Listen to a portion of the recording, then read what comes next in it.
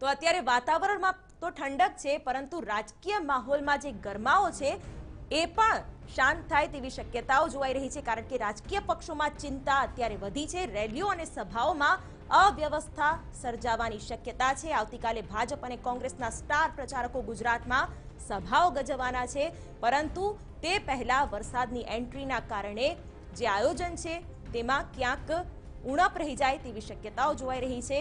રાજકીય પક્ષોની ચિંતા વધી છે। રેલીઓ અને સભાઓમાં અવ્યવસ્થા સર્જાવાની સમસ્યા થઈ શકે છે। આવતીકાલથી ભાજપ કોંગ્રેસના સ્ટાર પ્રચારકો ગુજરાતમાં ધુઆધાર સભાઓ કરવાના છે, ત્યારે ચૂંટણી પ્રચાર પર આ બદલાયેલા વાતાવરણની સીધી અસર થશે। આવતીકાલે હિંમતનગરમાં વડાપ્રધાન મોદીની પણ સભા છે, ત્યારે હવે રાજકીય પક્ષો આનો શું તોડ કાઢે છે તે પણ જોવું રહ્યું।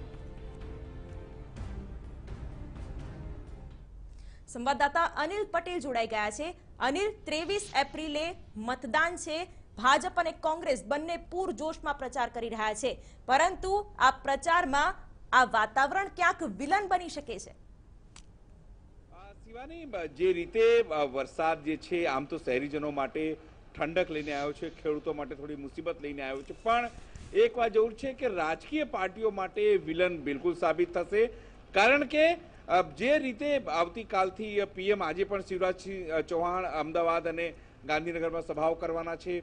જો વિઝિબિલિટી ઓછી થાય તો હેલિકોપ્ટર પણ ન ઉડે, જે સામાન્ય હેલિકોપ્ટર હોય છે, એટલે જે નેતાઓની આવાગમન છે તેના ઉપર અસર પડી શકે છે।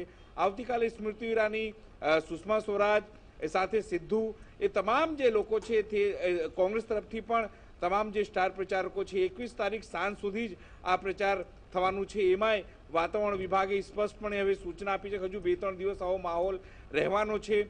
સ્વાભાવિક છે, જો આવી રીતે જ વરસાદ પડતો રહેશે, આંધી તૂફાન આવતા રહેશે, કારણ કે આજે પણ જે રીતે બનાસકાંઠા અને સાબરકાંઠાથી સમાચારો આવ્યા છે, સાથે સુરેન્દ્રનગરથી સમાચારો આવ્યા છે કે જે મોટા ડોમ બનાવવામાં આવ્યા હતા એ ડોમો પણ હવે એને ક્ષતિ પહોંચી છે, નુકસાન પહોંચી છે। અમદાવાદમાં પણ જે મંડપ બનાવવામાં આવ્યો તેના પડદા જે છે તે ફાટી ગયા છે, ફરીથી તેને સ્ટેજ ઊભું કરવાની, અને કારણ કે ઉનાળાની અંદર સામાન્ય રીતે નેતાઓ માટે જે સ્ટેજ બનાવવામાં આવે છે એ ઓપન હોય છે, પણ પીએમ હોય છે એટલા માટે એમના માટે તો જે ડોમ બનાવવામાં આવે છે પણ એ વોટરપ્રૂફ ડોમ નથી હોતું, એના માટે જ વરસાદના પાણી જે છે એ સભા સ્થળ ઘૂસી જતા હોય છે, અને એને કાઢવામાં અને ફરીથી વ્યવસ્થા કરવામાં પોલિટિકલ પાર્ટીઓને બિલકુલ ભલે વરસાદમાં ઠંડુ થઈ ગયો, માહોલ ઠંડો થયો, પણ તેમને જોરથી પરસેવો આવી જશે।